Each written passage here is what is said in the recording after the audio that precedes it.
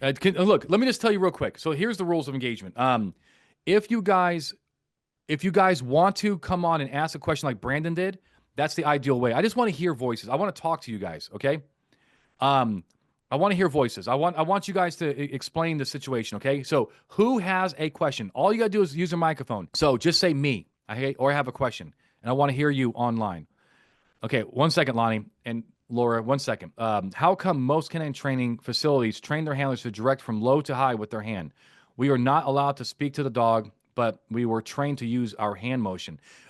Look, I think that I can only guess on this. I'm not a trained handler, but I can just guess that well, mainly it's about cueing. It's about it's just the way it looks, right? And we also there might be look. That's actually a question for somebody in this. Why am I answering this question? Who can answer this question? Who can answer why cops or handlers are trained to go low to high and not actually give them audio cues?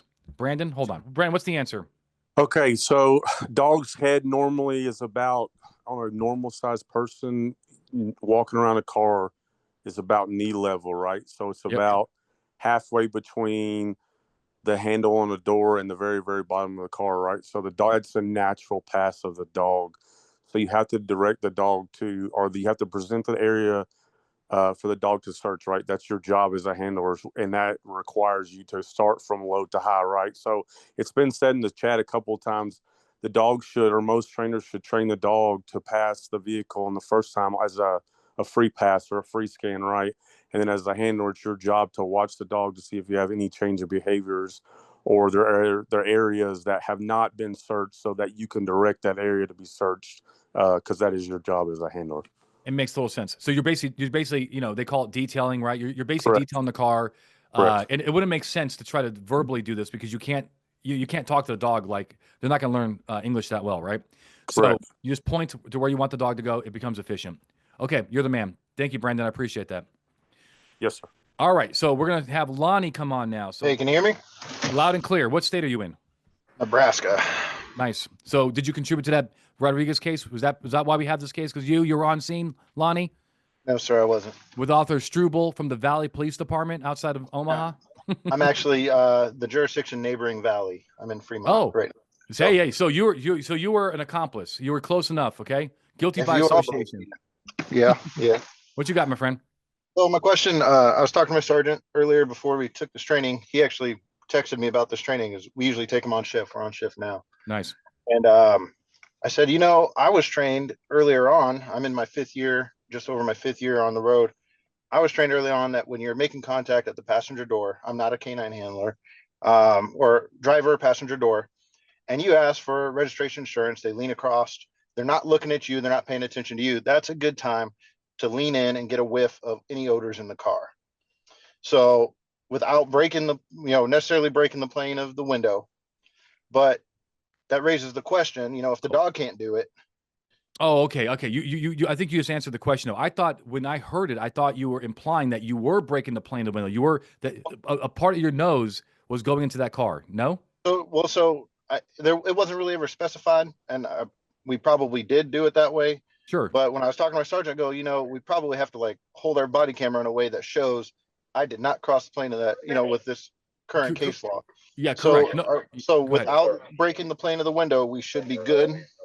You're absolutely good. You're absolutely good. So, look, the reason why you're good is because you're not trespassing. In order to Okay. trespass, there has to be some kind of physical invasion, right? And you're using your nose. The nose is the instrument that you're trying to seek information at, right? So, there is a case on this, by the way. The case involved a cop trying to sniff for alcohol, but the cop put his head into the window and sniffed, and the court found that was a search, rightfully so, right? But here, as long as you don't have to actually cross that plane, that invisible, force field on that vehicle, you're not Okay. trespassing into or onto the vehicle. So you're good to go. Okay. Great question. So that raises if I lean in for that sniff, the window, I haven't broke the plane of the window, but I'm leaning against the car. Are we good to lean against the car while we're doing it? Just as like Yeah, a point of reference. Maybe I sure. want to hold that person's door shut. They've been acting like they're going to jump out. Yeah, I actually have no problem with that. And because I can tell you that here's an example, right? Cops are always looking in the cars, right? You would agree with that, right? You're Yeah. looking for plain view. Yes, sir. And now oftentimes you're leaning on the car, whether they, it's Nebraska, right? They park near a bank and there's snow on the ground. It's a little bit of an edge and you're trying to protect yourself so you don't fall over, whatever the reason is. But you're still looking at the same time. This is no different, right? You're allowed to, as long as you have right to be, right to see, you can use your God-given senses, right? Okay. The only one the only one of your God-given senses that gets a little touchy is what? When you touch Odor. things. No, you touch things because that's Okay. trespass, right? So, but eyes, smell, hearing, taste. Like there's a lot of good cases out there where cops are tasting cocaine to make sure it's cocaine. That's all good to go in Miami, usually early 80s. So there is no plain taste case. I just wish somebody out there would make case law about a plain taste, right? I mean, we have plain feel, plain smell. We even have a plain hearing case. We do not have a plain taste. Yeah, actually, maybe it can be. Hey, I got it, Sean. I got it. It's from Dumb and Dumber, where the cop tastes the beer. Remember, it was actually urine. Oh, there we go. There's our. It's not real life example, but it's something. All right, there we go. Cool. Did I answer your question? Yes, sir. Thank you. You're welcome, Lonnie. Okay, who's up next? All right, Casey, and also tell us what state you're in. An agency, if you can share it, but some cops don't want to share it. Can you hear me now? Loud and clear. All right, there we go. I had to get the microphone plugged in. So I'm out in Wyoming, Hot Springs County Sheriff's Office, Okay. little tiny area, smallest county in the state of Wyoming. So the only question I've got, we've had some discussion back and forth, and I didn't even get a clear answer on today's discussion. I know, obviously touching the vehicle, like going high and touching the vehicle has been a problem, especially over in Idaho, right across the border from us. Yep. But touching low, if the dog's nose runs the seams of the doors, is that allowed still, or is that not allowed? Okay, look, so it's a great question, and here's the deal. When you're a handler, you said, right? Or No, yeah, I'm a sergeant. You're a sergeant. Okay. So the key question is your handler, is he or she touching the seams? What's the answer there? I don't believe he's touching him. I don't believe he I is hope at all. not. I hope not. I mean, because look, I can argue it. Okay, I can argue that just a mere touching of the seams by the handler is not a search. Why? Because that touching is not what's getting information. You're right. I mean, it's not that you're trying to feel for something. You're just trying to detail the handler's trying to detail the car. So we agree on that, right? Yep. However, man, it muddies the water, right? Why even go there? Because the way that the defense attorney is going to argue this is like you touching the car is almost, I mean, subconsciously or maybe implicitly telling the dog that it can touch the car. I mean, maybe that works, maybe it doesn't. But why the handler should not be touching cars, period, especially when dealing with dogs and so forth, right? It's just not good. It's not good practice. They shouldn't do it. And it may be encouraging the dog to do it. And that's my problem with it. If the handler doesn't do it and the dog does touch the car, right? Dogs touch cars. Then it's instinctual or it's a change of behavior. Probably not a change of behavior and touching seams, right? Just because the dog is maybe just putting its nose too close, but it's instinctual. And not in Idaho, right? They don't like instinctual touching in Idaho, but even in that case, I think the case was called Taylor. You have Dorf and you have Taylor, right? That was a dog in the window case. The dog put his feet on the door itself. Well, it's also put its head in the window. So that was the intrusion, the instinctual intrusion that they did not like, if that makes sense. Gotcha. Here, the seam is not really intruding, so they may not see it as the same. But again, it's an easily avoidable issue by not doing it. Hey, buddy. Hey, loud and clear. All right, cool. So my question is, if you have a dog and it's a dope dog, you cross-train it to search for guns, which of course can be transported legally. If you run that dog on an exterior sniff and you get an alert, do you lose all PC to that vehicle because you're cross-trained to guns?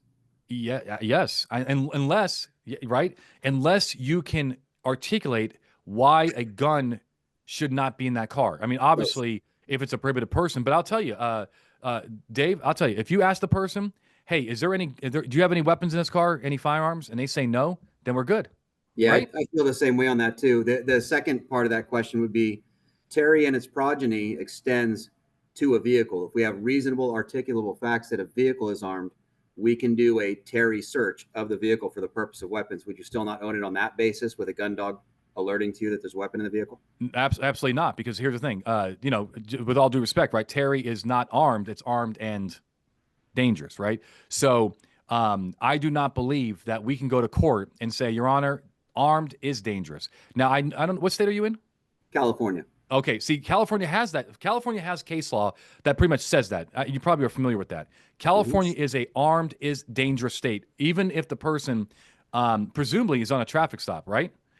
Yes. The problem is that I can't say with a straight face that is at all constitutional, right? I mean, how can we go to court? I mean, California is California. It is the most anti-gun state in the union, maybe up there with New Jersey. But the thing is, like, how can we go to court and say, Your Honor, this person's exercising, they have a concealed weapons permit, they're 10 and 2 on the steering wheel, they are not challenging my authority, they're not furtive movements, they pulled over immediately when I talked to them, they promised me they would keep their hands on the wheel when I was coming up to the car to return. You get my point? There's nothing wrong with these people. Nothing wrong, except their only problem is that they want to carry concealed lawfully in California, and you're still going to disarm them. I just don't see how that's armed and dangerous, right?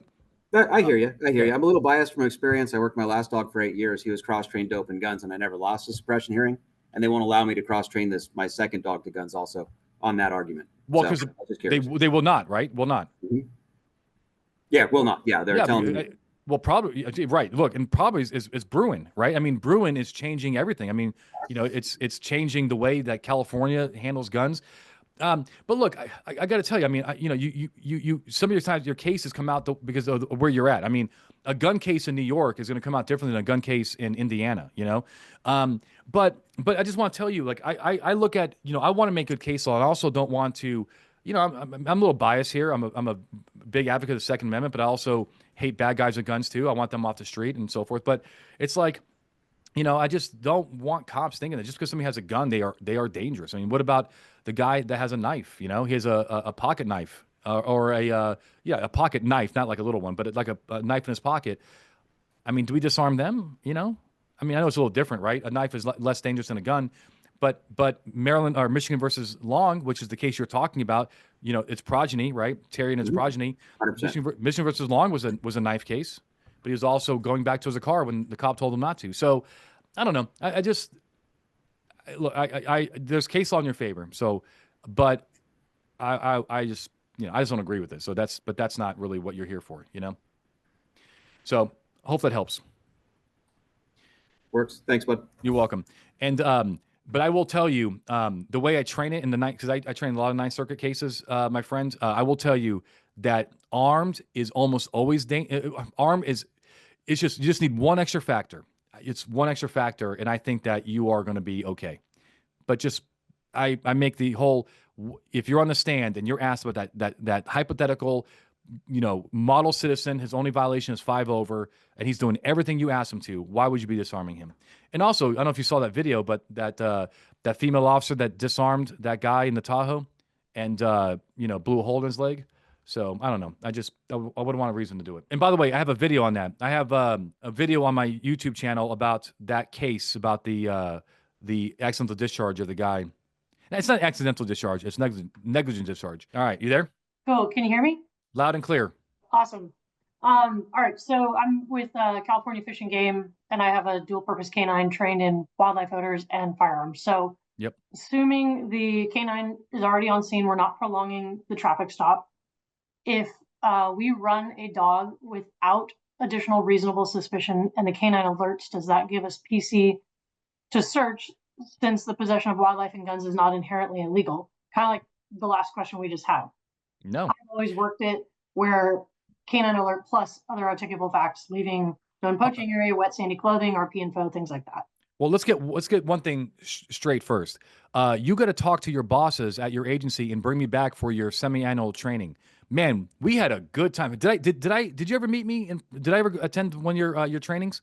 Yep, a couple years ago. Yeah, that was awesome, man. I mean, you guys have a good gig. the thin green line, I love it. It was a lot of fun, man. So that's the first thing. That's probably the most important question, an issue that we got going on.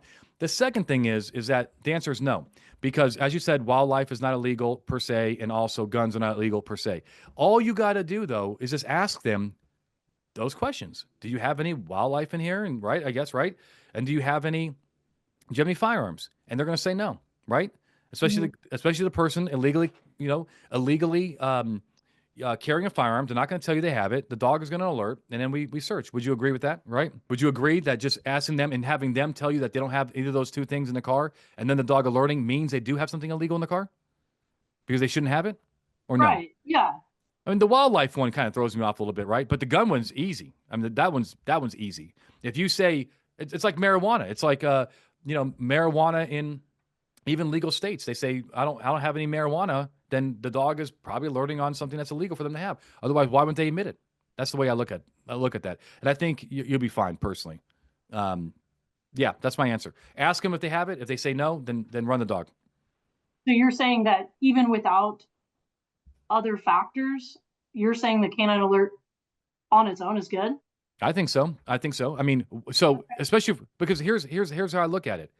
I know that they can have wildlife and I know they can have guns, right? Mhm. And you ask them and they answer. They say, no, I do not have those two things in my vehicle. Mm-hmm. But the dog still alerts. Then to Yeah. me, it's an indicator that they do have an illegal firearm in there because they're telling you that they don't have a firearm in there, right? So then they do have maybe a unlawful wildlife in there because why wouldn't they just tell you they have it? I mean, I guess the point is that I think there's a fair probability. Now this is the way the wildlife throws me off. Okay. I'm just going to admit that that one is so innocuous. You know what I'm saying?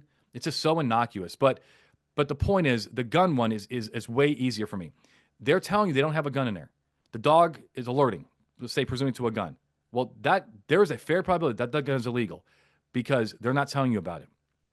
Right? That's the way. It's the same thing with medical marijuana in Florida. If they say, you can have medical marijuana in Florida, just like you can have wildlife in California. But they say, I don't have marijuana in his car. The dog alerts. You find marijuana. It's probably going to be illegal marijuana. Otherwise, why wouldn't they say, yes, they have it? That's the way I look at it. Cool. All right. I appreciate it. You're welcome. What if the canine instinctually indicates, okay, on the passenger area for the presence of narcotics after all occupants are out of the vehicle and where the passenger was sitting after establishing RS, a nexus of the passenger is also established for a reasonable suspicion of narcotics, and the passenger denies consent to search of their person due to the canines indicating on the vehicle and the passenger seat and it being probable cause for the presence of narcotics being present.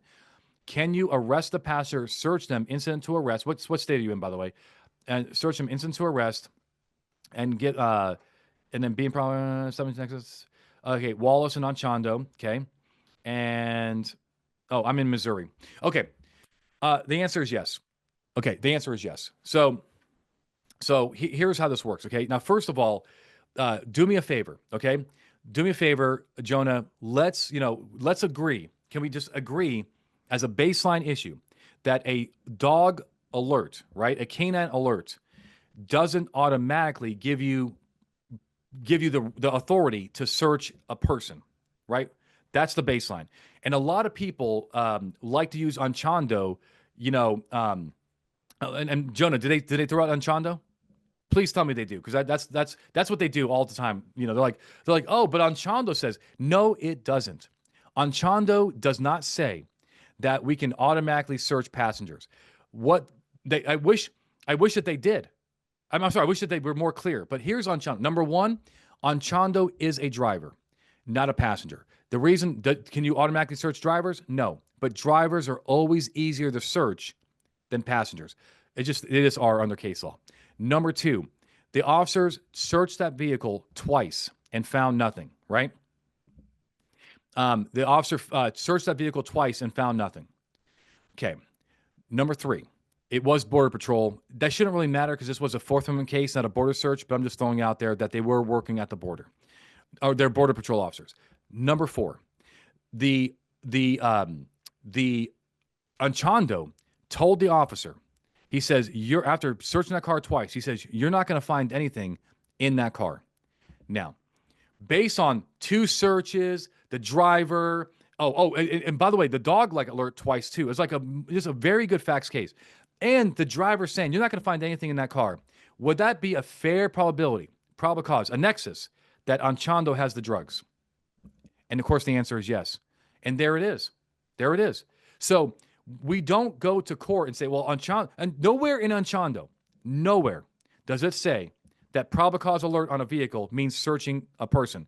And in fact, they can't say that because the U.S. Supreme Court has said in 1947, I think, or 48, in a case called DeRye, that a probable cause for motor vehicle, which is what Illinois versus Cabela says on a dog sniff, that probable cause for a vehicle does not mean that you have probable cause to search a person. They are not containers under the motor vehicle exception. They have their own separate interests in liberty. So it's about nexus. And you actually mentioned that too, Jonah. You said nexus, and that's what we want. And I will tell you one more thing, though, that we can also agree on. Okay, let's agree on this too. It ain't hard to articulate. You with me on this? It is not hard. Where the dog alerted, what they said, the passenger's prior history.